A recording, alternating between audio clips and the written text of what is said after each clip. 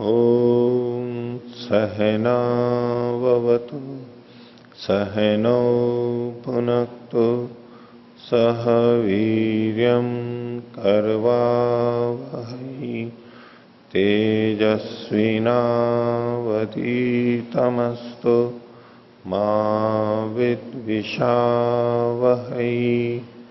ओम शांति शांति शांति।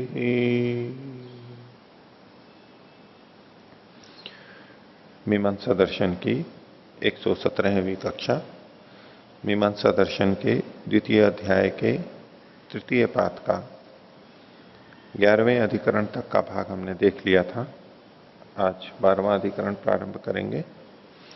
तो पिछले पाठ में से किन्हीं को कुछ पूछना है तो पूछ सकते हैं। हाँ जी, पृष्ठ संख्या 581। हाँ, भाष्य की ऊपर से दूसरी पंक्ति से इसमें तेषु चित्त्याग्नि संयोगात यागे लक्षण शब्द से लेकर के नीचे से इत्य दोष यदि अदोष, यहां तक जी ये स्पष्ट नहीं हुआ जी।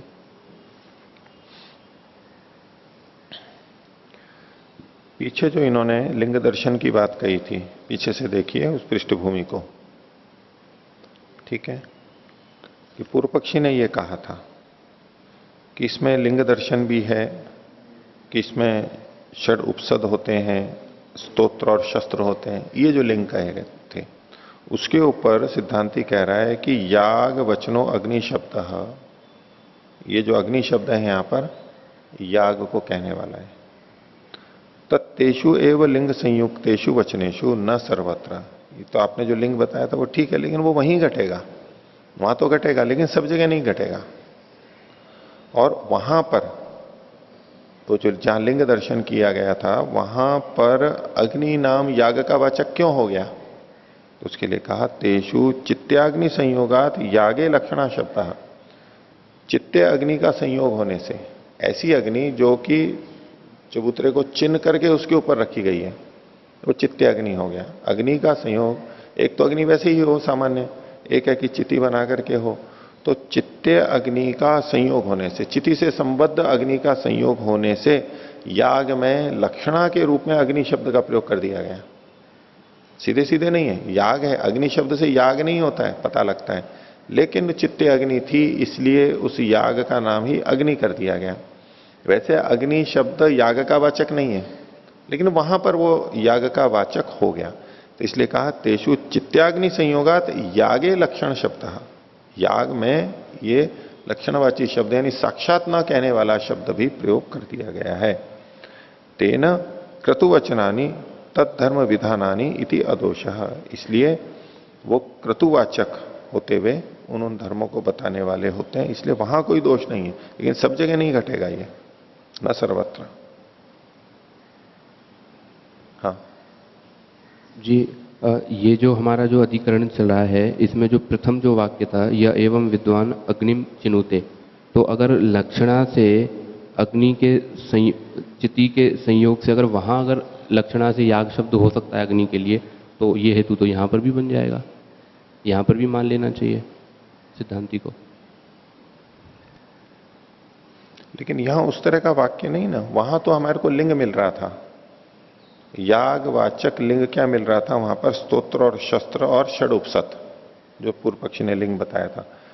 केवल इतना नहीं है कि चित्ते अग्नि के संयोग मात्र से वहां पर याग में अग्नि शब्द का प्रयोग हो जाए, इतना मात्र नहीं है, वहां लिंग भी मिल रहे हैं, स्तोत्र शस्त्र और षड उपसत। यहां पर ये नहीं मिल रहे। ये जो हम प्रसंग है हमारा या एवं विद्वान अग्नि चिनुते, यहां तो अग्नि के चयन की ही बात है बस, इसलिए यागवाचक ये यहां नहीं हो सकता। एक बात। दूसरा, अभ्युपगम से बोल रहा हूं कि एक जगह यदि अग्नि शब्द याग का वाचक हो गया तो एक संज्ञा हो गई।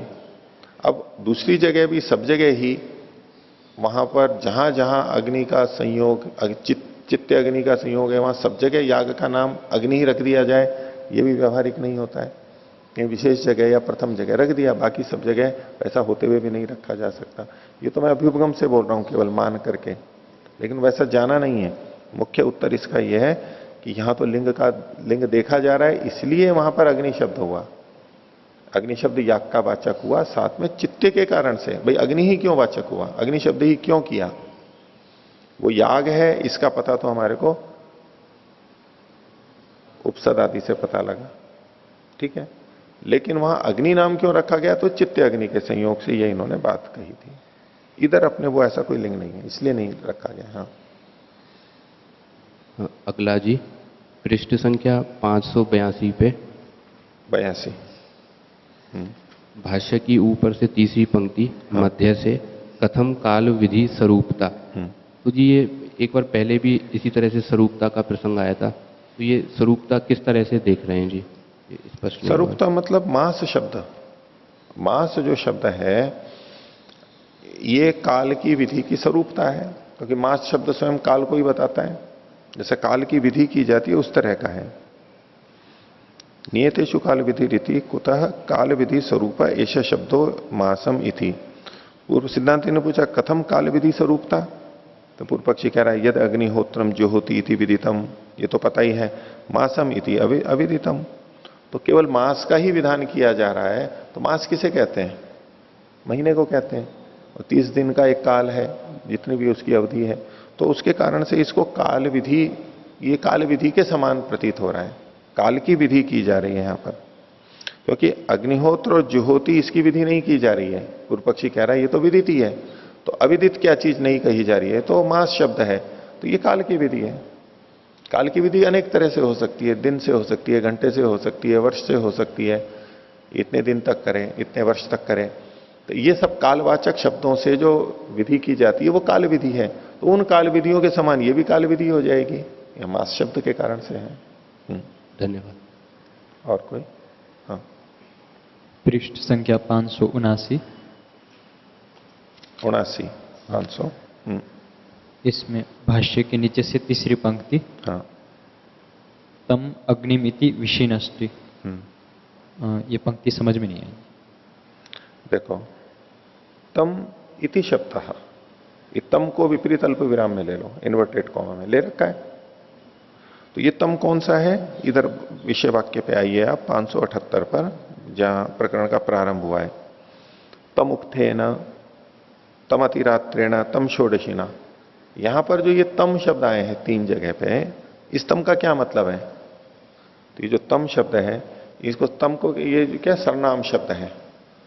सर्वनाम शब्द होते हैं ना, तो इनको सर्वनाम को शब्दों को भी विशेषण बोलते हैं, इनको सर्वनाम विशेषण बोल देते हैं, ठीक है। दशरथ पुत्र राम, उस दशरथ पुत्र राम, तो उस जो बोला है ये भी विशेषण ही होता है उसका, लेकिन ये सर्वनाम विशेषण कहलाते हैं। तो सर्वनाम विशेषण किसको विशेषित करेगा?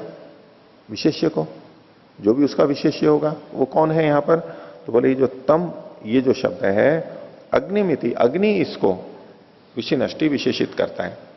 तो ये तो विशेषण हुआ तम, और अग्नि विशेष्य हो गई, विशिनष्टि क्रिया हो गई। तम विशेषित कर रहा है किसको? अग्नि को, यानी अग्नि को बता रहा है। तात्पर्य वही है। विशेषण विशेष्य की दृष्टि से आप न भी देखो तो सर्वनाम शब्द किसका वाचक है? तो अग्नि का वाचक है। एक शैली तो यह है, पर क्योंकि सर्वनाम शब्द में और उसके द्वारा जिसको कहा जाता है उसमें भी विशेषण विशेष्य भाव हम स्वीकार करते हैं, उस शैली से यह लिखा हुआ है तम अग्निमिति विशिनष्टि।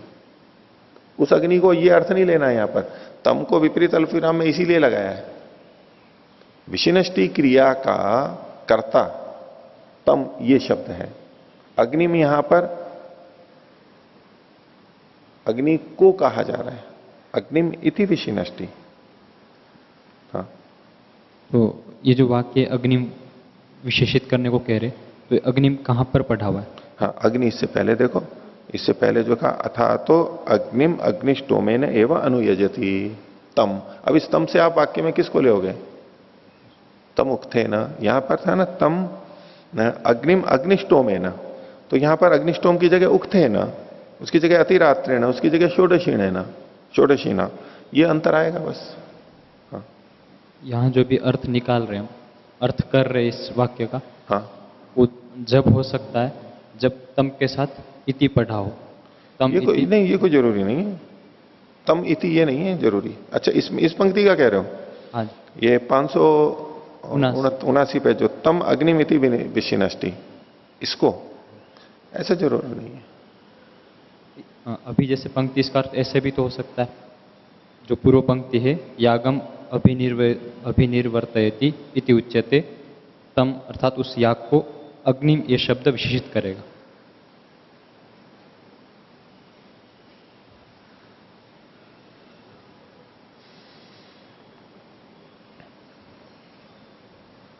ठीक है, उस पर भी विचार कर सकते हैं, लेकिन प्रसंग को देखते हुए युधिष्ठिर जी ने भी तम का मतलब वो तम उक्थेन में जो तम शब्द है वो ही किया है, और उसी को ये बताना चाहते हैं कि अग्नि शब्द जो है ये चयन की अग्नि संस्कारता को बता रहे हैं। तो बाकी सब जगह भी जो बाकी वाक्य हैं वहां पर क्या होगा, तो बोले वहां भी ऐसा ही होगा। क्यों होगा? क्योंकि ये तम शब्द अग्नि को ही कह रहा है। देखो अब जो लिखा तस्मात अग्नि संजय इति गम्यते,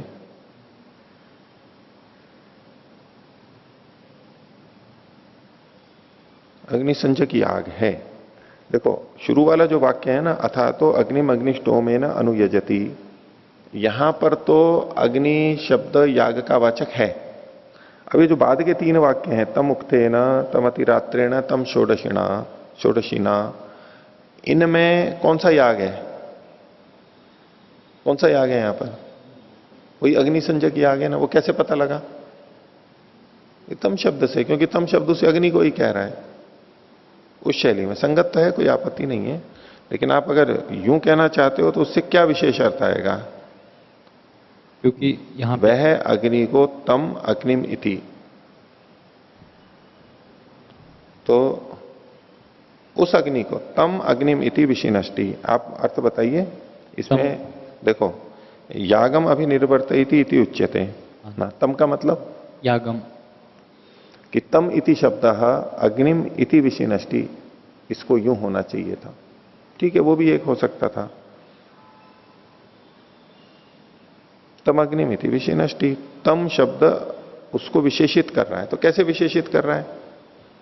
याग को अग्नि शब्द कैसे विशेषित कर रहा है? अग्नि शब्द याग का विशेषण कैसे बन गया? याग का विशेषण कैसे बन गया? वो कुछ हेतु यहां पर लगना चाहिए।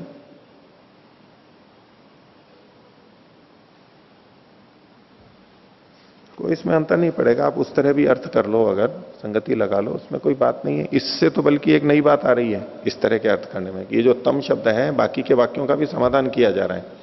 ये तम शब्द से भी अग्निवाचक याग अग्नि ही कहा जा रहा है, और अग्नि से याग कहा जा रहा है, तो ये सारे अलग याग हैं। क्योंकि विषय वाक्य केवल एक ही नहीं है हमारे पास, बाकी भी तो है। इस तम का क्या करेंगे? तो उसको इन्होंने स्पष्ट किया। और जिस शैली से आप अर्थ कर रहे हो, अगर वो लगाते हैं तो तम से अग्नि का ही ग्रहण होगा, उसको कहने की जरूरत नहीं है, अपने आप ही पता लग रहा है, ऐसा भी ले सकते हैं आप। उसमें कोई अर्थभेद नहीं होने वाला है। ठीक है, एक और था। हाँ, पृष्ठ संख्या 583। 583। इसमें भाष्य के ऊपर से तीसरी पंक्ति, हाँ, न च उपसदो अग्निहोत्रस्य दर्श पौर्णमासयोश्च संति। यहाँ पे उपसद का मना कर रहे कि अग्निहोत्र दर्श पूर्णमास में नहीं है।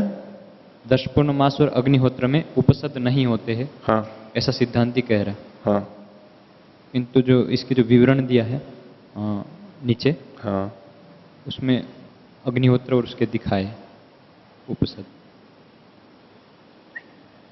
तो वहां लिखा होगा ना। ठीक है, ये इन्होंने तैत्तिरीय ब्राह्मण का जो वचन दिया है या शतपथ ब्राह्मण का दिया है,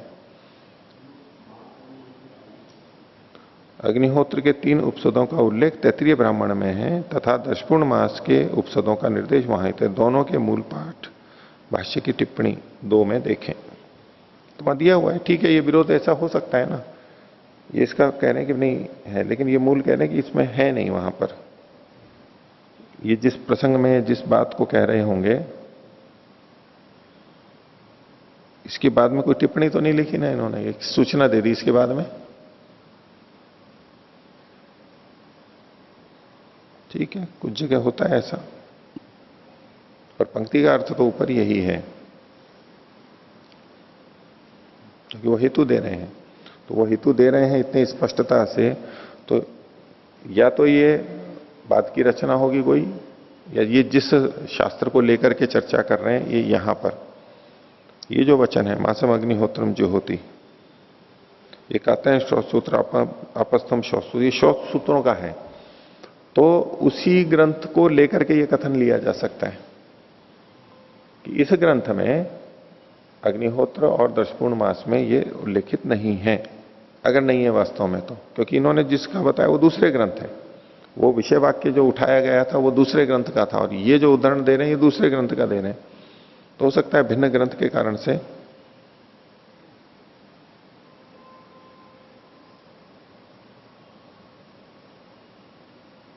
ठीक है। और इसी पृष्ठ में हाँ भाष्य के नीचे से तीसरी पंक्ति हाँ अंत से चालू है।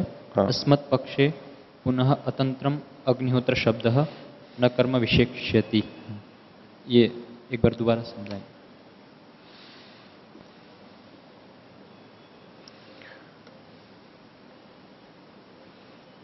हमारे पक्ष में यानी सिद्धांती कह रहा है अग्निहोत्र शब्द अतंत्र है।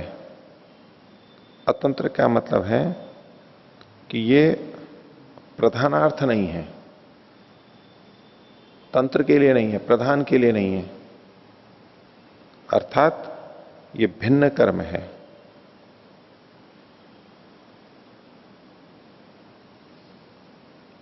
प्रधान के लिए नहीं है। वहां जो प्रधान कर्म है इसको प्रधान कर्म के अंदर मानेंगे। देखो ये जो मासाग्नि होत्रादीनाम कृत्वंतरता जो कहा गया है कि इसको अगर कृत्वंतर मानेंगे तो ये एक स्वतंत्र कर्म हो जाएगा, नया स्वतंत्र क्रतु होगा। अब ये प्रधान के लिए नहीं कह रहे हैं, इसको दूसरे के लिए नहीं होगा, ये अपना स्वतंत्र है। ठीक है। तो इसलिए पुनः अतंत्रम, अतंत्रम मतलब अप्रधानम, अप्रधान मतलब प्रधान के लिए नहीं है, ऐसा तात्पर्य बताया गया।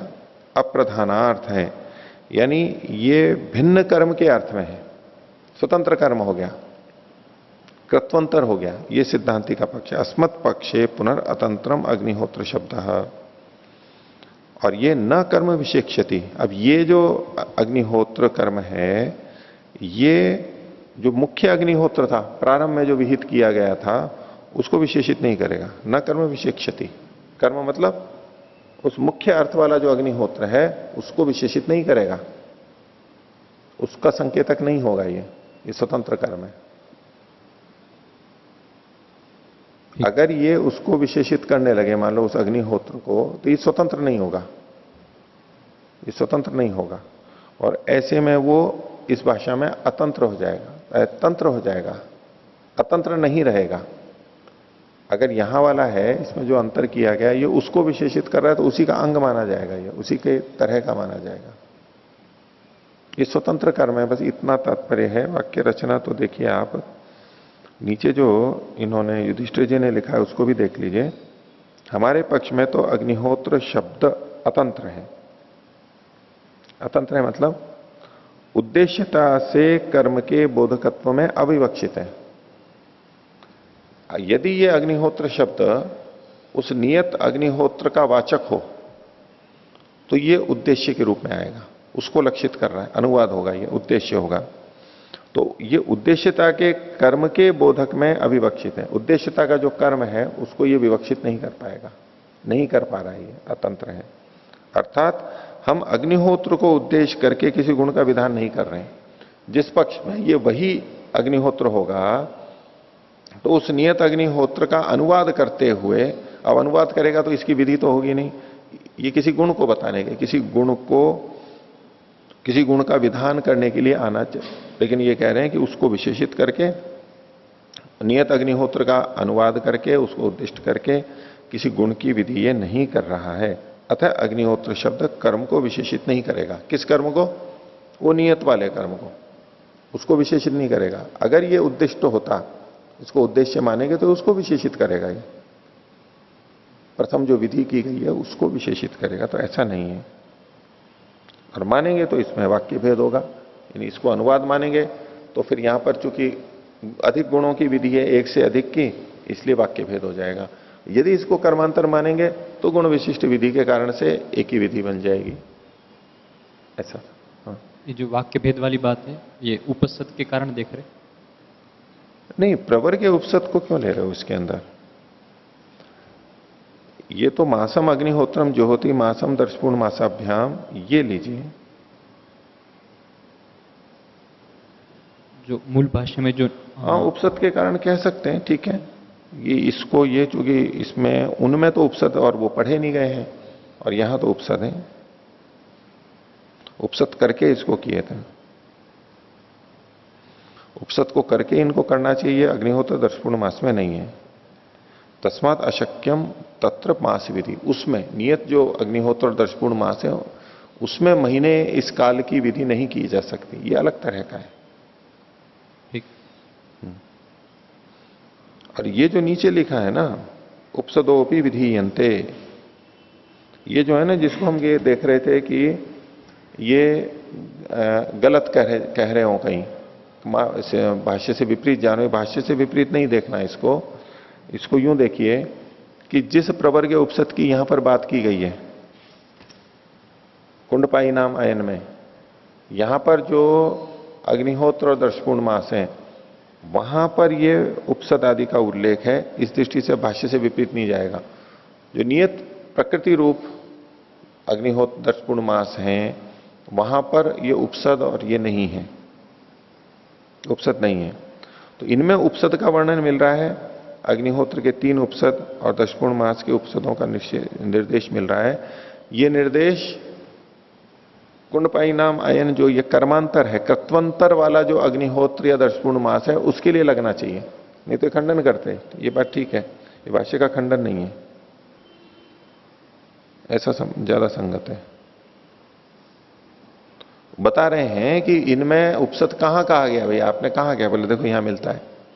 ये कृत्वंतर पक्ष में उपसद देखने पड़ेंगे, उपसद अगर दिए में तो कृत्वंतर मानेंगे। अब उससे भाष्य का वचन भी ठीक हो गया कि अग्निहोत्र और दर्शपूर्ण मास में उपसद नहीं होते, जो प्रकृत है नियत है उसमें नहीं होते। और यहां कुंडपाई नाम आयन में है, ऐसी जगह जो ये कहे गए वहां उपसद कहे जाते हैं।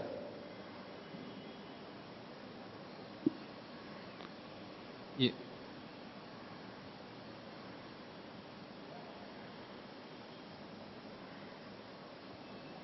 हाँ बोलो। मतलब ऐसा समझ में आया कि जो विवरण में कह रहे वो ऊपर जो उपसद कहा है, हाँ, वो मासम वाले जो वाक्य थे उसी के लिए कहे गए विवरण में। हाँ, संस्कृत में जो है ना, अथ उच्चेत उपसदोपि विधीयन्ते, हाँ, उपसद का भी विधान किया जाता है। यहां पर उस प्रसंग में कहा कि उपसद कहां कहे गए हैं वो उदाहरण दिया है, केवल ये खंडन नहीं है भाष्य का, ठीक है। हो गया। और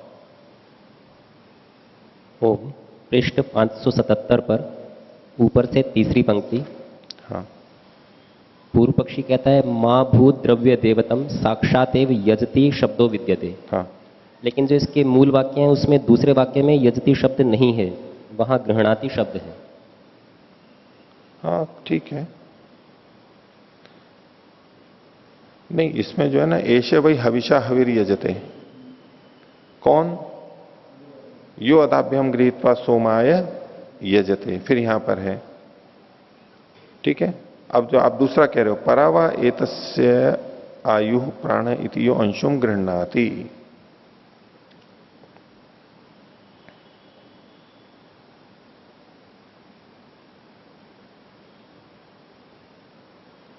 तो ठीक है, ये अंशु ग्रह का उल्लेख है, गृहीत्वा अंशुम गृह्णाति, ये थोड़ा ही भाग दिया है इन्होंने, इसमें होना चाहिए यजति।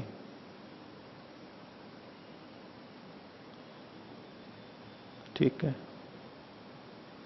आसपास में होना चाहिए, या तो यही वाला यजति गृहीत होगा या तो आसपास में होना चाहिए, यहां नहीं लिखा है इन्होंने, ठीक है। इसी पृष्ठ पर अंतिम पंक्ति, हाँ, साक्षात संबंधात व्यवहितत्वात यागस्य। हाँ, ग्रहणेन साक्षात संबंधात व्यवहितत्वात यागस्य, किस शब्द के लिए बोल रहे हैं ये? जी, इसी में यदि पहली पंक्ति से देखें जो मूल में था, वहां तो समझ में आया कि अदाभ्याम और यजते के बीच में गृहीत्वा सोमायादि शब्द हैं। हाँ, दूसरे में जब यजते शब्द नहीं है तो यहां पर ये व्यवहित कैसे होगा याग? हाँ, यहां नहीं, पहले के आधार पे ले लेंगे। और अंशु के लिए तो इन्होंने कहा ही ना, अंशु रीति च मुक्त संशय में वह ग्रह नाम, ग्रह नामधेयम, ये तो पहले से वैसे ही स्पष्ट है। जहां पर संदेह था उस पर अधिक केंद्रित है, तो वहां तो घटा। यहां भी अगर वाक्य है वैसा तो यहां भी घट जाएगा, यहां लिखा नहीं है, पहले पे तो घट ही रहा है ये। और पृष्ठ 578 पर तीसरी पंक्ति, 78, हाँ विहित याग वचनों ही स। हाँ। यदि ये याग वचन पहले से विहित है तो ये वाक्य अनारभ्यादीत कैसे हो सकते हैं?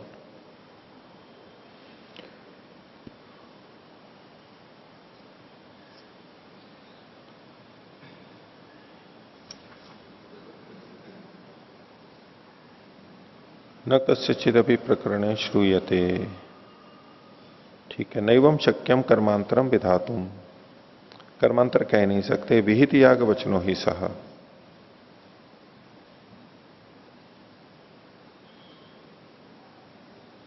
किस विहित याग को? तो विशेषाभावात, कुछ विशेष तो कहा नहीं गया है इसलिए।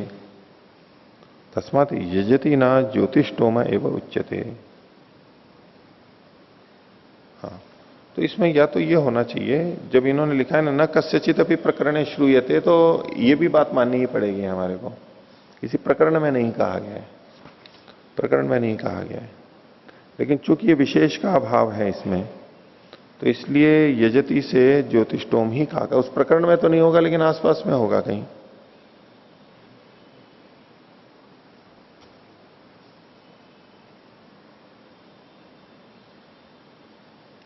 देखो अलग से कहा गया है, ये अलग से कहा गया है, प्रकरण में तो नहीं कहा गया। ये तो हम मान करके ही चलना पड़ेगा, क्योंकि इन्होंने लिखा है न कस्यचित अपि प्रकरणे श्रूयते, इसको गलत नहीं मान सकते हम, अलग ही पढ़ा गया है। अलग पढ़ा गया इसलिए इसमें संदेह भी है हमारे को, लेकिन अलग पढ़ा गया है, ये कर्मांतर है नहीं, ये हमें पता लग रहा है। तो ये अनारभ्याधीत विधियां कहां जाती हैं? प्रकृति में जाती हैं। और ज्योतिषोम में ये ले जा रहे हैं, तो ये ज्योतिषोम में प्रकृति के कारण से जा रही हैं। जो इन्होंने लिखा है ना तस्मात् यजति ना ज्योतिषोम एवं उच्यते, ज्योतिषोम सोमयागों की प्रकृति है, तो उसको वहीं पर ले जा रहे हैं, इस तरह ले जा रहे हैं। ज्योतिषोम के प्रकरण में पढ़ा गया है इसलिए ज्योतिषोम से जुड़ा हुआ है, ऐसा ना कह करके अनारभ्यातीत विधियां प्रकृति में जाकर के मिलती हैं, उस दृष्टि से वहां पर पहुंच रहा है। पीछे हमने देखा था है? हाँ, जो भाष्य में था ना, इसमें इन्होंने अप्रकरणाधीता नाम प्रकृतिगामित्व, जो अप्रकरणाधीत है, ये पृष्ठ 558 पर युधिष्ठिर जी ने विशेष में लिखा हुआ है। जैसे सिद्धांत है ही, इन्होंने अलग से दिया। इन्होंने अप्रकरणाधीता नाम प्रकृतिगामित्व नामक अधिकरण वहां पर दिया गया है, तीसरे अध्याय के 6ठे पाद में। तो वो एक इनका निर्णायक तत्व हो गया, उस आधार पर ये वहां पर पहुंचा होगा। इसी तरह से स्वामी जी भी पूछ रहे थे, यही बात लगती थी ना कि भाई उसमें क्यों आ गए, यही प्रश्न किया था आपने ना, इसी पे ही किया था या ऐसा ही था?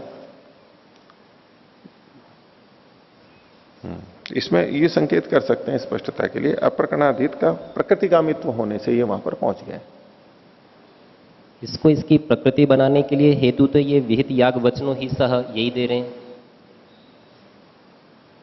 हाँ, विहित याग वचनों ही स, ये किसी न किसी कहे हुए याग का ही वचन है, स्वतंत्र तो है नहीं, स्वतंत्र तो है नहीं, तो वो किसी न किसी से तो जुड़ा हुआ ही होगा। ये कोई व्यक्ति है, उनका अपना स्वतंत्र परिवार है, पति पत्नी बच्चे हैं, तो ठीक है। वो अगर वो किसी से नहीं जुड़ा हुआ है, वैसे ही है, तो भाई किसी न किसी परिवार का तो है ही है, इसके माता पिता कोई ना कोई तो होंगे, कोई तो होगा। तो कुछ इस तरह से ये खाली तो अलग होने, अलग से क्रतु है नहीं, किसी क्रतु के प्रसंग में प्रकरण में पढ़ा नहीं गया है, तो ये किसको कह रहा है? ये कह तो किसी याग के बारे में ही रहा है, और तो कोई बात बनेगी नहीं। इस शास्त्र में पढ़ा गया है तो याग के बारे में कह रहा है, तो किसी याग के बारे में बोलना, प्रकृति में चला जाएगा। ये विशेष कामना जब होगी तो विशेष ग्रह का ग्रहण कर दिया जाएगा, बस इतना है। बाकी जो वहां उल्लेखित ग्रह हैं वो तो है ही, ये एक अभ्यास हो जाएगा, अतिरिक्त हो जाएगा। पृष्ठ 582 पर भाष्य में ऊपर से चौथी पंक्ति, हाँ, एवं च अग्निहोत्र शब्दो दर्शपूर्ण मास शब्दश्च न अर्थांतर वृत्तौ भविष्यतः।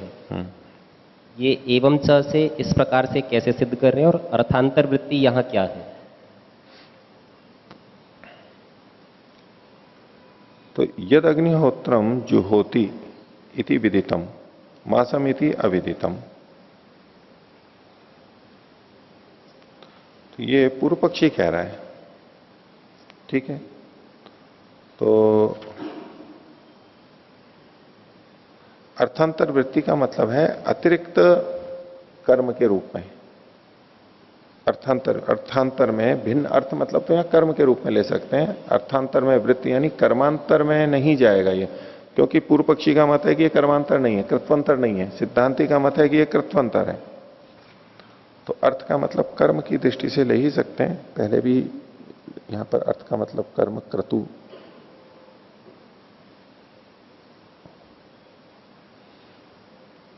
ठीक है। तस्मात् काल विधि, काल की विधि हो जाएगी। हो गया। ये जो है ना, ये एक अतिरिक्त लाभ बता रहे हैं। काल की विधि हो जाएगी और ये अर्थांतर वृत्त में नहीं जाएगा। अलग से किसी कर्म की कल्पना नहीं करनी पड़ेगी। नए नए कर्म भी हैं तो अलग अलग कर्म भी एक तरह से दोष मान करके कह रहे हैं। यद्यपि बहुत सारे कर्म हैं, लेकिन बोले फिर और एक कर्म हो जाएगा, फिर एक और कर्म हो जाएगा। जो कर्मों से त्रस्त है ना, वो इसको भी एक दोष मानेंगे कि एक और कर्म आ गया, एक नया कर्म और हो गया, एक नया कर्म हो गया। जो त्रस्त रहते हैं, जिनको उत्सुकता है, वो तो नहीं। वहां पर पतंजलि में गए थे, ध्यान के बारे में जो परीक्षण यंत्रों से करना था, तो अधिकारी बड़े तो प्रसन्न है, ठीक है कि हो जाए काम। लेकिन जो वहां काम करते हैं, वो काम करने वाले अधिकारी और उनके नीचे काम करने वाले, उनको लगता है कि ये अभी एक नया प्रोजेक्ट और आएगा और हमारे सिर पे आएगा और करना तो हमारे को ही पड़ेगा। वो एक नए प्रोजेक्ट को लेना नहीं चाहते। वो कुछ ना कुछ करेंगे, नहीं इसकी क्या आवश्यकता है, ये तो कैसे होगा। उसको छोटे से छोटा करेंगे, करते हैं किया, या उसको हटाना चाहेंगे। ये तो क्या करना है, तो काम हुआ हुआ है और ये है वो है। वो किसी ना किसी ढंग से उसको हटाना चाहेंगे, क्योंकि उनको एक नया काम लगेगा। तो करेंगे क्या, उनके पास समय की कमी है या अधिक मेहनत है, वो थोड़ा आराम भी चाहते हैं, जो भी है वो नया नहीं लेना चाहेंगे। तो ऐसे इतने सारे क्रतु, एक नया क्रतु और आ जाएगा। उस रूप में ये एक गुण बता रहा है पूर्व पक्षी अपना, कि इसमें कृत्वंतरता नहीं होगी। जैसे कि कई बार जो आता है ना, कि इसमें एक नए अदृष्ट की कल्पना नहीं करनी पड़ेगी, एक नए वाक्य की कल्पना नहीं करनी पड़ेगी। ये भी अपने आप में एक गुण माना जा रहा है कि वो दोष नहीं हो रहा है। नए नए नए अपूर्व की कल्पना करना, नए वाक्य की कल्पना करना, ये अतिरिक्त माना जा करके, गौरव माना के दोष माना जा रहा है। तो बोले वो दोष नहीं होगा यहां पर। और बोलो जी। पृष्ठ संख्या 581, इसमें जो कुंडपाई आया है, तो ये कुंडपाइयों का अयन किस प्रकार का होता है जी? कुंडपाइयों का अयन। अयन, देखो पहले तो ये अयन होता है, मतलब ये साल भर चलता है। 360 दिन का है ये अयन। मतलब वो पूरा चक्कर लग करके आ जाता है, तो साल का है। उत्तरायण दक्षिणायन पूरा हो करके एक साल। तो 360 इस दिन का मतलब है 360 सुत्या दिवस होते हैं इसमें। और सुत्या दिवस से पहले का जो काल है वो तो अतिरिक्त होता ही है, और सुत्या दिवस के बाद का जो काल है, जो कुछ कर्म करने के लिए दिन चाहिए, वो भी जुड़ेंगे। लेकिन बीच के जो काल हैं, एकाह में एक दिन होगा, और फिर उसमें आगे दिन बढ़ते जाते हैं। 2 दिन है, 4 दिन है, 5 दिन, षढ़ है, 6 दिन वाला होता है, 10 दिन वाला होता है, 12 दिन वाला होता है। 12 दिन वाला अहीन और सत्र, और आगे के जो हैं ज्यादा, वो फिर सत्र कहलाते हैं। एकाह, अहीन और सत्र, ये जो प्रक्रिया है, उसमें सुत्या दिवसों के आधार पर दिन का कथन किया जाता है। तो इसमें 360 दिन होते हैं। और कुंडपाई नाम क्यों रख दिया गया? वो तो कुंडे होते हैं, यानी बिना हत्ते वाला जो है। आपने चित्र देख लिया, वहां तो हत्ते वाला है, पूरे हत्ते वाले, लेकिन बिना हत्ते वाला है। तो बिना हत्ते वाला है, जैसे कुंडा होता है ना, जैसे गाय भैंसे चारा लेती हैं, पानी पीती हैं, या तो पानी घरों में रखा जाता है, उसको कुंडा बोलते हैं ना, कुंड भी बोलते हैं। वो कुंड जैसा है। हत्था लग गया तो वो चमस की तरह लगने लगता है। क्योंकि कुंड में तो जो लौकिक कुंड है उसमें चम्मच नहीं होती है, नहीं चम्मच नहीं, हत्था नहीं होता है उसमें, तो इसको चम्मच नहीं कहते हैं। हत्था होता है तो अब उसको चम्मच कहेंगे, हत्था नहीं होता है तो अब चम्मच ना कह करके उसको कुंड कहेंगे। बस उसके कारण से ऐसा नामकरण रख दिया, उसी से पीते हैं वो। ठीक है। ठीक है, तो आगे चलाते हैं। हाँ, ये कोनो 80 थी पृष्ठ संख्या। आप लोगों को पढ़ने का अवसर मिल गया, कल कक्षा नहीं लगी इसलिए पढ़ने का अवसर मिल गया तो प्रश्न हाँ बोलो। वह प्रश्न। हाँ नहीं, आपका तो होता ही है, खैर आपका तो वैसे भी होता ही है, ठीक है। हाँ 589, 579 अधस्तात् चतुर्थी पंक्ति, नीचे से चौथी पंक्ति। ननु लिंगम असाधकम, तो लिंगम तो साधकम भवति एवं असाधकम कथम भवति। पूर्ण रूप से साधक नहीं होता, यही मतलब है। लिंग जो है, लिंग अपने आप में साधक नहीं होता है ना, वो तो केवल संकेतक होता है। हाँ, इससे संकेत मिल रहा है लेकिन वो पूरा प्रमाण नहीं होता है। लिंग जो है वो आप वो न्याय दर्शन वाला अनुमान वाला हेतु मत लीजिए। वहां जो लिंग होता है ना, जैसे धुएं को देख के अग्नि का अनुमान होता है, तो धुआं लिंग है अग्नि का, वो जो एक अर्थ है। वहां जहां नियत होता है, लेकिन जहां पूरा नियत नहीं होता है, नियत नहीं होता है। हालांकि वो जो लिंग है अनुमान प्रमाण वाला, वो तो नियत पर, वो तो प्रमाण ही है पूरी तरह से। लेकिन आप गौण रूप से देखिए कि मान लो आप खड़ाऊ पहनते हैं, आपकी खड़ाऊ की पहचान है, और वो आपके खड़ाऊ आपके कमरे के बाहर खुली हुई है, तो उसको देख करके आपके कमरे में उपस्थिति का ज्ञान होता है या नहीं होता है? लेकिन इसमें ये उसको व्यभिचरित नहीं होता है क्या? व्यभिचरित नहीं होता है क्या? ये होता है ना। आप मान लो खड़ाऊ तो वहीं खुली भी हो और फिर दूसरे कमरे में चले गए हो, और कोई खड़ाऊ देख करके कहे कि है, तो कोई कहे कि देखो खड़ाऊ है, स्वामी जी कमरे में ही होंगे। कहे कि भाई ये एक चिन्ह है, लेकिन इसकी प्रमाण दो दूसरा कि है या नहीं है, क्योंकि उसमें थोड़ा संदेह है। हालांकि है, वो सूचक है। और इसके दो उदाहरण और भी आप ले सकते हैं न्याय दर्शन में। एक तो पिपीली का संचरण वाली बात कही गई है, और एक मोर के बोलने वाली बात कही गई है। वो मैंने उसमें न्याय दर्शन में, ये जैसा न्याय दर्शन में था, मैंने वो भी बोला कि भाई इससे अनुमान होता है।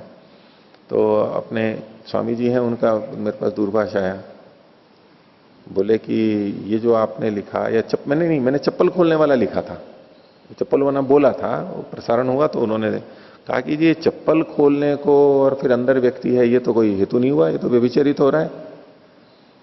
उन्होंने आचार्य आनंद प्रकाश जी से भी बात की, बोले हाँ ये तो हेतु गलत है। हेतु तो वो होता है ना जिसके बिल्कुल नियत होना चाहिए, अव्यभिचरित होना चाहिए। तो चप्पल होते हुए भी व्यक्ति अंदर हो, ये तो कोई आवश्यक नहीं है। तो मैंने कहा ये भी हेतु के रूप में प्रस्तुत किए जाते हैं, लिंग के रूप में। आप उस तरह से एकदम मत कहिए, लेकिन ये हेतु तब बनते हैं जब इसमें कोई और बाधक कारण नहीं हो। अगर बाधक कारण है तो ये हेतु नहीं कहलाएगा। हम कमरे में जाके देखते हैं, आप हो नहीं, तो वो हेतु नहीं बनेगा। उसके लिए फिर मैंने कहा था, उन्होंने कहा कि नहीं, न्याय दर्शन में तो ऐसा हेतु प्रस्तुत नहीं किया जाता है। तो मेरे को ये दोनों उदाहरण याद आ गए थे। पिपीली का संचरण है, वो किस बात का द्योतक है? वर्षा होने वाली है। पर वही न्याय दर्शन में लिखा है ना कि किसी ने पानी डाल दिया हो वहां पर, तो भी तो पिपीला का अंड संचार हो जाता है। ईंटें रखी हैं, या हम ईंटें उठाने लगते हैं, कई बार अंदर घर बना हुआ होता है, तो ईंटें उठाते ही वो फिर भागने लगती हैं अंडों को लेकर के। तो बोले ये तो व्यभिचरित हो गया। न्याय दर्शनकार ने तो कहा कि पिपीली का अंड संचार है, वो वृष्टि का द्योतक है, क्योंकि उनको पता लग जाता है कि अब बारिश आने वाली है, नमी है, जो भी है, तो अंडों को लेकर सुरक्षित जगह पे जाओ, वो चलने लग जाती हैं। उनको प्रकृति तय पता लग जाता है, वातावरण के भेद से जो भी उनको जैसे भी पता लगता है। तो अपने आप में वो लिंग होते हुए भी वो कब प्रमाण होता है? तो न्याय दर्शन ने कहा कि अगर कोई बाधक हेतु नहीं हो, ऊपर से पानी नहीं डाला गया हो, अब दूसरा कोई कारण नहीं है और कोई कारण नहीं है, और फिर पिपीली का अंड संचार हो रहा है, तो वहीं पर है। अब आपकी आवाज तो दूसरे कमरे से आ रही है, खड़ाऊ खुली हुई है आपके कमरे के सामने, तो बोले स्वामी जी की खड़ाऊ है तो स्वामी जी कमरे में ही होंगे, लेकिन स्वामी जी का सूचक वहां पर से आवाज आ रही है, अब ये नहीं माना जाएगा, वो वहां पर हेतु नहीं माना जाएगा। इसी तरह से मोर की आवाज के लिए वहां पर न्याय दर्शनकार ने कहा जब मोर की आवाज सुनाई दे रही है तो उससे पता लगता है कि मोर है, तो बोले मनुष्य भी तो मोर जैसा बोल देता है। किसी मनुष्य ने मोर जैसी आवाज की और उस आवाज को सुनकर के हम कहते हैं कि यहां पर मोर है, तो ये तो भ्रांति हो सकती है ना। लेकिन फिर भी मोर की आवाज को सुन करके मोर का होना हेतु के रूप में प्रस्तुत किया जाता है। अब इसको व्यभिचरित मान करके हम बिल्कुल खंडित कर दें ऐसा नहीं, लेकिन ये लिंग होते हैं, इसमें हमें दूसरे की पुष्टि भी करनी होती है। अगर दूसरा भी प्रमाण साथ में है तो इसकी सहायता से किया जा सकता है। ये लिंग उस तरह से हैं, साधक हैं ये, साधक हैं। वो चलता हुआ आ रहा है, भाई कहीं नहीं है और वहां जूते खुले हुए हैं, वो आप उसको परिशेष न्याय ले लीजिए। वैसे भी कह लीजिए कि भाई कहीं नहीं है तो इस कमरे में ही होंगे, भाई इस कमरे में भी नहीं, कहीं और भी तो हो सकते हैं, लेकिन और किसी कमरे में नहीं है और यहां चप्पल खुले हुए हैं स्वामी जी के, खड़ा खुले हुए हैं, तो अब लिंग बनेगा, इस तरह से बनेगा, प्रमाणक हो जाएगा। तो ये इसको ये देखो पूरा प्रमाण नहीं मानते, ये बार बार आएगा। लिंग जो होता है वो संकेतक ही तो होता है, सीधे शब्दों में थोड़ा ना बात कही गई होती है, हम उससे तात्पर्य निकालते हैं वहां से, इसलिए वो लिंग है, केवल लिंग है, वो प्रमाण नहीं है। इसलिए कहते हैं कि प्राप्ति रुच्यतामिति, प्राप्ति बताओ। ये तो कई बार तो आ चुका और आगे भी मीमांसा में आता रहेगा, ये तो एकदम इनका अटल सिद्धांत है। जिसको हम लिंग कहते हैं ये भी खुद प्रस्तुत करते हैं, पहले प्रमाण दे दिया, फिर कहा कि देखो इसमें लिंग भी मिल रहा है, इसमें सूचक भी है, देखो इससे भी पता लग रहा है, इससे भी पता लग रहा है, इससे भी पता लग रहा है। मान लो किसी के बीड़ी सिगरेट की गंध आ रही है, फिर तो कहा गंध तो आ रही है, कोई कह रहा है आ रही है, कोई कह रहा है नहीं आ रही है, फिर देखते देखते कहे कि देखो तीली भी पड़ी हुई है, जली हुई, तब एक संकेत मिला ना। लेकिन तीली का प्रयोग और भी तो कामों के लिए हो सकता है, कोई जरूरी थोड़ा है। लेकिन ऐसी परिस्थिति में सामान्यतः वहां पर तीली आएगी नहीं, तीली वहां पर आएगी नहीं, लेकिन वो एक संकेतक होता है।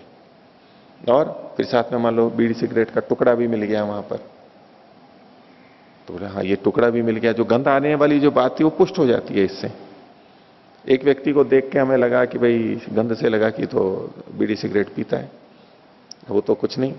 लेकिन एक बार क्या हुआ कि यहां पर यज्ञशाला में बैठे थे, यज्ञ हो रहा था, तो शुरुआत में कुछ माचिस में नमी वमी थी, तो जला रहे थे तो जली नहीं, तो सब इधर उधर देखने लगे, बोले भाई माचिस लाओ, तो एक जना भागने लगा, तो वहीं एक व्यक्ति बैठा था, उसने जेब में हाथ डाला और तत्काल माचिस निकाल के दे दी।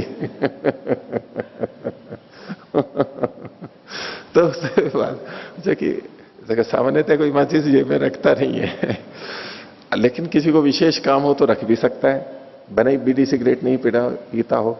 वो अपवाद होते हुए भी हम एक लिंग नहीं देख लेते कि ये माचिस लिखनी है, इसका मतलब ये बीड़ी सिगरेट पीता है, क्योंकि सामान्यतः हमारे को आवश्यकता नहीं पड़ती, ये लिंग बनता है। पर इसको 100% प्रमाण नहीं कहते, लेकिन हमको संकेत तो मिल जाता है, पुष्टि हो जाती है। उसके मुंह से भी गंध आ रही थी, उसने कहा नहीं जी ये तो किसी और चीज की होगी, या हल्की हल्की आ रही है, वो माचिस भी मिल गई, पुष्ट हो गया, संकेत मिल गया कि हाँ। ऐसे कुछ कुछ थोड़े से संकेत मिलते हैं, इसी तरह से लेना चाहिए। हाँ क्षम्यताम् आचार्यवर्य, न्यायदर्शने तो तत्पूर्व पक्षिणा आक्षिप्तः सिद्धान्तिना हेत्वन्तरेण निराकृतः। सिद्धान्तिना उक्तः प्रायः पिपीलिकाण्ड संचार द्रष्टव्यम, न तो एकत्र दृष्ट्वा वर्षा भविष्यति, तत्र अनुमातो दोषः अस्ति, न तो ठीक है, लिंगस्य दोष। तो उसमें हाँ वो बात ठीक है, अनुमाता का दोष क्या है कि लिंग तो बन रहा है पिपीलिका का संचरण, लेकिन वो प्राय करके मतलब अनेक जगह देखा जा रहा है, एक जगह आपको गलती हो दूसरी जगह के लो तो सब जगह हो, तो तब तो ये दोष नहीं बनेगा। और उस तरह वो एक वो कुत्तों के बोलने के भी कहते हैं ना कि कुत्ते बोलते हैं तो भूकंप आता है, कुत्ते बोलने लगते हैं, पक्षी चहचहाने, ये बंदर चिल्लाने लगते हैं, तो कुत्ते रोने लग जाते हैं। तो बहुत बार मैं सोचा करता था कि कुत्ते तो रोते ही रहते हैं, रात को हु करते ही रहते हैं ना, कहीं भी करते रहते हैं, तो अब उसको प्रमाण माने, भूकंप तो आ नहीं रहा है, लेकिन वो तो रोते रहते हैं, दूसरे कारण भी हैं। तो अभी पीछे जब बहुत आया था 2008 2 में या 3 में कब आया था, 1 में 2001 में हो कच्छ भुज में जो पूरी तबाही हो गई थी वहां, उस समय में, तो उस दिन का मेरे को ध्यान है, मैं उस समय में सरस्वती भवन में रहता था, उधर पीछे वाले कोने वाले कमरे में, इधर से गुरुकुल से उधर रहता था, व्रत मुनि जी भी उधर ही रहते थे। तो वहां वो हिल भी रहा, अच्छा रात को इतने कुत्ते भौंक रहे थे, हो रो रहे थे, इतने ज्यादा कि इतने मैंने सुने नहीं थे कभी। जो सामान्य रोते रहते हैं वो एक दो और वो कुछ हो, उस समय जैसे कि हर कुत्ता रो रहा हो, इतनी जोर जोर से आवाज आ रही थी। उनका क्या हो गया, ये सारे के सारे इतने कर रहे हैं। बाद में पता लगा कि भूकंप आया था, तो वहां आया था, यहां भी झटके तो लगे थे, तो उनको पता। तो जब प्राय करके अधिकांश ये करते हैं, वहां तो वे प्रमाणक होगा, और थोड़े बहुत हैं वो प्रमाणक नहीं होता। लेकिन कहा तो यही जाएगा ना, प्रथम दृष्टया तो यही कहा जाए ना कि कुत्ते बोलने लगते हैं। अब उसमें फिर कोई प्रश्न खड़ा करेगा कि कुत्ते बोल रहे हैं, रो रहे हैं, तो लेकिन भूकंप तो नहीं आ रहा है, तो कहेंगे कि प्राय ऐसा देखा जाता है। ठीक है, लेकिन एक संकेत तो दिया ना उन्होंने। अच्छा, आप कहोगे प्राय करके, और प्राय करके भी वहां कोई गड़बड़ कर दे तो इधर भी पानी डाल दिया, उधर भी पानी डाल दिया, इधर भी पानी डाल दिया। आजकल वो फव्वारे लगते हैं खेतों में, वो करने के लिए दूर तक लगे हुए हैं, बहुत सारे हो रहे हैं, और बहुत सारी जगह देखा यहां भी हो रहा है, यहां भी हो रहा है, यहां भी हो रहा है, प्राय करके दर्शन हो तो रहा है। एकत्र है बाबू, एकस्मिन फिर क्षेत्रे भी अनेक जगह देख रहा है वो, और कितना जाएगा दुनिया भर में देख नहीं हो तो। गृहे अपि क्षेत्रे अपि यदि ज्ञातिपूर्वकं पश्यति तर्हि भविष्यति। और चलो खेत में भी काम हो रहा है, घर में भी कोई ऐसा संयोग बन गया हो, फिर बोले कि नहीं पड़ोस वाले के घर में भी। लेकिन कहीं ना कहीं तो आपको मानना पड़ता है, कुछ तो संकेत है ही ना वहां पर। उसको 100% हम मना नहीं कर सकते, लेकिन उसमें कुछ कुछ व्यभिचार देखे जा सकते हैं कुछ हेतुओं के अंदर। मयूरोवास अब उसके लिए जो जहां जहां धुआं होता है वहां वहां अग्नि होती है। अब उसके लिए कई जने प्रश्न कर देते हैं ना, वे कहीं से धुआं ला करके, गुब्बारे में ला करके और यहां पर किसी ने छोड़ दिया और वो धुआं जा रहा है ऊपर, तो बोले आप क्या कहोगे? जहां धुआं होता है वहां अग्नि होती है, तो बोले आप तो यही करते रहोगे। अब उसने विचार बता दिया। हालांकि सामान्यतः ऐसा होता नहीं है, इसलिए वो जो हेतु है वो प्रथम दृष्टिया समझाने के लिए, और अपनी जगह ठीक भी है, ठीक भी है। लेकिन अब ऐसी चीजें कोई कर दे, ऐसी चीजें उदाहरण ला करके करते हैं तो उतने अंश में, इसलिए पूरी जो प्राप्ति होती है, देखो प्रत्यक्ष पे ही हमारी जिज्ञासा की निवृत्ति होती है, तो न्याय दर्शनकार भी मानते हैं। अगर ये अपने आप में 100% पूरे प्रमाण हैं, प्रमाण होते हुए भी, ज्ञानों में प्रमाण का निषेध नहीं कर रहा हूं, अनुमान और शब्द प्रमाण का, लेकिन अगर ये पूरे प्रमाण हैं, लेकिन होते हुए भी ये हमारे को संतुष्ट पूरा नहीं कर पाते हैं, जब तक कि प्रत्यक्ष नहीं देख लेते हैं तब तक जानने की इच्छा बनी रहती है, इतने मात्र से कभी भी पूर्ति नहीं होती है। ये प्रत्यक्ष की विशेषता है, और ये ही इसी पे जाकर के हमारी जिज्ञासा समाप्त होती है। क्यों होती है? क्योंकि वही पूरा ज्ञान होता है, क्योंकि वही पूरा निश्चयात्मक ज्ञान होता है। उससे पहले का जो ज्ञान है, अनुमान और शब्द प्रमाण, वो अपने आप में प्रमाण होते हुए भी स्वीकार्य किया गया है, लेकिन फिर भी वो इतने बड़े प्रमाण नहीं है कि अब हमारे को और किसी प्रमाण से जानने की आवश्यकता ना हो। हम, तुम्हारी जिज्ञासा समाप्ति नहीं होगी। अब ईश्वर को जान लिया हमने, उपनिषदों से पढ़ के और वेद से पढ़ के, ईश्वर में इतना आनंद होता है, इतना ज्ञान होता है, तो अगर वो पूरे प्रमाण हैं और हम पूरे तृप्त हो गए हैं, तो फिर उसके आगे फिर समाधि लगा करके उसके आनंद को जानने की आवश्यकता नहीं बचनी चाहिए थी। हमारे को निश्चय है, लेकिन फिर भी एक स्तर पर निश्चय है, लेकिन फिर भी हमारी उसको जानने की इच्छा अभी भी बनी हुई है। हमें पक्का है कि वहां पर आग लग गई, हमें पक्का पता है कि वहां दुर्घटना हो गई है, हमें पता है कि वहां पर एक अच्छा सा भवन बना हुआ है, या कोई मंदिर या कोई स्मारक बन गया है, और फिर हम पक्का भी है, उसने बता भी दिया कि ऐसा ऐसा, और बताने वाला बिल्कुल ठीक बता रहा है, सब कुछ है, लेकिन फिर भी नहीं जाते। और अनुमान से जिस चीज का ज्ञान होता है वो एक देश का ही ज्ञान होता है, सामान्य का ज्ञान होता है, विशेष का ज्ञान नहीं होता है। धुएं से अग्नि का ज्ञान हुआ तो अग्नि सामान्य का ज्ञान हुआ, भाई अग्नि होती है, लेकिन वो अग्नि है कितनी बड़ी, क्या है, क्या स्वरूप है, ये तो हमारे को प्रत्यक्ष से ही पता लगता है। शब्द प्रमाण से भी, उससे भी पूरा ज्ञान होता ही नहीं है। वहां पर प्रमाण है वो अपनी जगह पे, लेकिन पूरा ज्ञान नहीं होता है। ये तर्क की तरह से देखना चाहिए लिंग को, तो तर्क से सिद्धि होती है, लेकिन फिर भी प्रमाण की अपेक्षा रहती है उसमें। ये लिंग भी ऐसा ही है।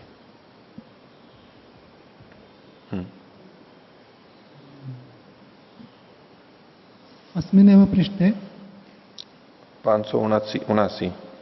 हाँ। अग्रे यद वाक्यम दीयते अत्र उच्यते अथा तो अग्निष्टोमेन, अग्निष्टोमेन वा केवलम अग्निष्टोमेन भविष्यति? अथा तो अग्निष्टोमेन एव अनुयजति। पूर्वस्मिन् पृष्ठे तो अग्निष्टोमेन। हाँ ठीक है, वो लिखने में भी या तो त्रुटि हो गई होगी, या केवल अग्निम नहीं कहना चाहते हैं, बस अग्निष्टोमेन को कहना चाहते हैं, इसलिए इकट्ठा करके लिख दिया। होता है ऐसा, थोड़ा परिवर्तित कर देते हैं। अर्थ नीचे अग्निमग्निष्टोमेन अनुयजति। हाँ तो जोड़ लीजिए, चलो ऊपर छपने में गलत रह गया होगा, जोड़ लीजिए। अग्निमग्नि, मग्नि को जोड़ लीजिए, अग्निमग्निष्टोमेन, मग्नि शब्द जोड़ लीजिए बीच में, ठीक है, छूट गया होगा। हाँ अग्नि में पृष्ठ है। हाँ 580।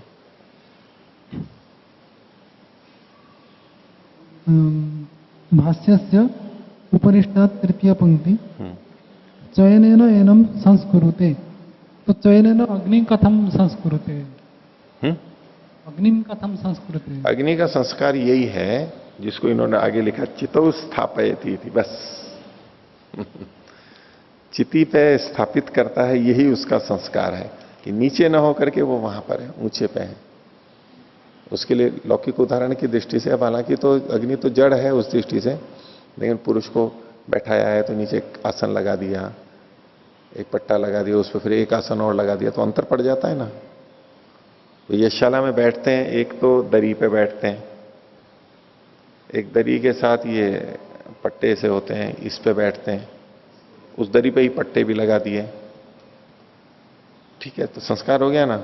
और उस पट्टे पे भी एक वो गलीचा लगा दिया आसन, और उस पे बैठाया किसी को, तो संस्कार हो गया है नहीं।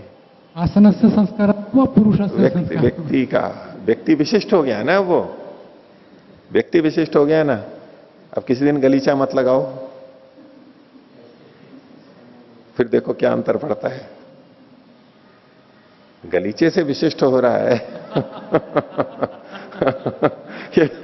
व्यवहारिक प्रत्यक्ष समस्या है, और फिर विशेष कहना पड़ता है कि भाई इसमें भूल नहीं होनी चाहिए वो विशेष आसन लगना ही चाहिए, नहीं तो उसका क्या तात्पर्य जाता है, सम्मान नहीं रहा, या मेरा अपमान कर दिया, ये मेरी उपेक्षा कर रहे हैं, मलिन चित्ता कारण, जो भी हो व्यवहार में होता है ना ऐसा। तो अगर चिति के ऊपर उसको अग्नि को रखा है, ऊपर बैठाया है, अब जैसे कई जगह बैठते हैं तो थोड़ा सा कहीं ऊंचा होता है तो क्या करते हैं, ऊंची जगह पे बड़े को बैठा देते हैं, नहीं आप यहां बैठो। कुर्सी भी थोड़ी सी छोटी बड़ी होती है ना, या तख्त छोटा बड़ा होता है, तो जो ऊंचा होता है उसको कोई बड़े व्यक्ति को नहीं आप यहां बैठो, भाई उसके क्यों असर पड़ रहा है। भाई हमारी मन की स्थिति तो इतनी है कि छोटी छोटी बातों का प्रभाव पड़ जाता है और वो बहुत गहरा चला जाता है, उससे बहुत संकेत ले लेता है व्यक्ति। किसी के आने पे हम खड़े हुए नहीं हुए, उससे व्यक्ति को अंतर हो जाता है, भाई वैसे तो प्रतिदिन खड़ा होता था, आज खड़ा नहीं हुआ है मेरे आने पर। अब कारण जो भी हो, उसका मन कहीं हो रहा है, उसको पता नहीं है, वही नमस्ते किए करता है, नमस्ते करता है, बहुत अच्छा लगता है वो व्यक्ति नमस्ते करता है, झुक करके करता है। और किसी दिन कम झुका, हेतुरत्र भविष्यति, कोई ना कोई कारण अवश्य है बिना कारण के तो कार्य होता नहीं है। भाई ये कम झुका है तो क्या कारण है। अब परमात्मा ने कृपा करके ऐसा मस्तिष्क दे रखा है कि वो सक्रिय हो जाता है अपने आप ही वो कारण ढूंढने लगता है, वो कारण की कल्पना कहीं की कहीं भी चली जाती है और उसमें फिर गड़बड़ होने लग जाती है। हेतुरत्र भविष्यति।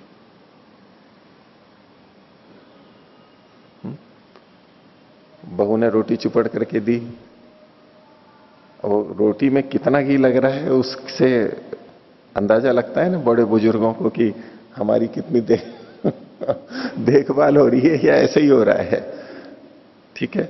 अथवा अब क्या होने वाला है, अब कुछ उसको मांगना है तो थोड़ा ज्यादा घी लगा हुआ आएगा, अंदर लगा है, बाहर भी लगा हुआ है, एक सब्जी की जगह 2 सब्जी बन रही है, अचार भी रखे हैं, और रोटी रखने का तरीका है, बुला करके खाना खिला रहे हैं, और लोगे रोटी, नहीं 1 रोटी और लो। भाई और दिन तो नहीं पूछते, आज पूछ रही है कि 1 रोटी और लो। वो बड़े बुजुर्ग अनुभवी होते हैं, वो समझते हैं भाई कुछ ना कुछ तो है बात आज, फिर थोड़ी देर में वो आएगी। मैं ये कह रही थी कि इसको ऐसा कर लेते या ये कर लेते, तो व्यक्ति जब भूमिका बनाता है तो कुछ ना कुछ तो विशेष करता ही है ना। उस दिन फल ला करके देखा, और दिन वैसे ही फल सेव काट करके देते थे, बिना बीज निकाले 4 टुकड़े किए, 8 टुकड़े किए और रख दिया। बोले बीज तो खाते हुए मुंह से ही निकाल लो फिर वो बोले कि नहीं, उस दिन क्या है, चाकू से बीज भी निकाल करके लेकर के आई, रखी, भाई आज कुछ विशेष है। आज कैसे अच्छा भाव उत्पन्न हो गया। और फिर कि जिनको छिलका पसंद नहीं है तो वो छिलका उतार कर, छिलका उतारने में समय लगता है, और आज तो छील करके लाई है ये, तो जरूर कोई बात है। रोज छील के लाती थी और आज छील के नहीं लाई तो कुछ ना कुछ मन में अंतर आ गया है, भावना में अंतर आ गया, क्योंकि बिना मन के शरीर वो चलता नहीं है। ये सब इतनी छोटी छोटी बातें होती हैं, लेकिन इसका असर बहुत होता है, दूसरों पर असर बहुत होता है। तो ऐसे ही चिति के ऊपर अगर अग्नि रखी गई है, वो संस्कार तो होते हैं। एक संस्कार किया, उसको ऊपर रखा गया, ऊपर रखा गया। हम जैसे कुछ भी मान लो, पुस्तक भी है, पता है कि जड़ है, लेकिन एक तो है कि हम एकदम नीचे रख दें, एक हम है कि भाई आसन पे रखें, रहल पे रखें, नीचे कुछ और लगाएं, अंतर पड़ता है ना, उसका अलग संस्कार होता है। ठीक है, और अग्नि में पृष्ठ है 582 81 81 हाँ। मतलब द्वितीय पंक्ति यागे लक्षण शब्द रविशंकरेण पृष्ठ पुनरपि तत्र नहीं, करो। क्या फिर से बोलना इसमें। द्वितीय पंक्ति हाँ तेषु चित्त्याग्नि संयोगात यागे लक्षण शब्द हाँ अनेन पृष्ठ पुनरपि स्पष्ट न हो तो अत्र लक्षण शब्दम यदि वदति तर्हि तो याग कर्मांतर देखो, लक्षण शब्द का मतलब हो गया कि ये अभिधा से नहीं कहा जा रहा है, अभिधा प्रत्यक्ष से हो गया। लक्षणा जो की जाती है वो अनुमानिक होती है, यानी कल्पित होती है, सीधा अर्थ नहीं आ रहा है। तो अग्नि शब्द से याग का ग्रहण तो होता नहीं है, सीधा तो अर्थ है नहीं, अभिधा से तो आ नहीं रहा है। हाँ मम प्रश्न अभिधया भवेत् अथवा लक्षणे भवेत् याग तो कर्मांतरमेव सिद्ध्यति। ठीक है, लेकिन ये जो कहा जा रहा है ना, ये उन्होंने ही पूछा था। देखो, इस बात को आप यह एवं विद्वान अग्निम चिनुते यहां मत लगाइए, यहां पर चिति विशिष्ट अग्नि है इसलिए ये यागांतर है, ये नहीं है। वो जो लिंग दर्शन किया था इन्होंने कि स्तोत्र शस्त्र और षड उपसद हैं, स्तोत्र शस्त्र और जो उपसद हैं, इनके कारण से वहां पर उसकी वो तो यागांतर है, वो वहां तो अग्नि शब्द याग का वाचक है, यहां पर ये कोई ऐसा चिन्ह नहीं है।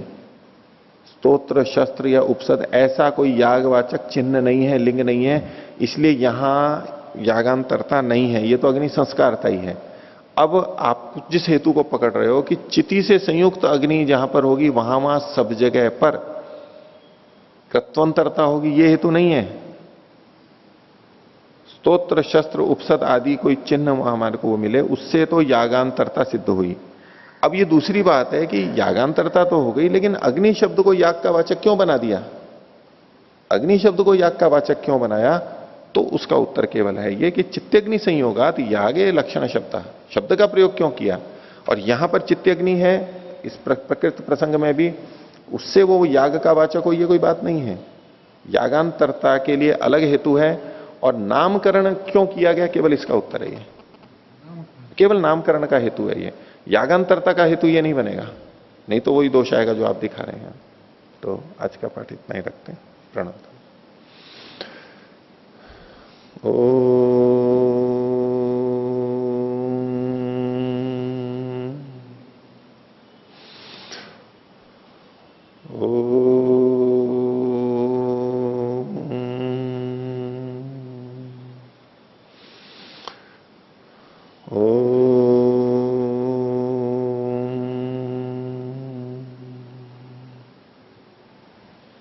सभी को सदा विवादन।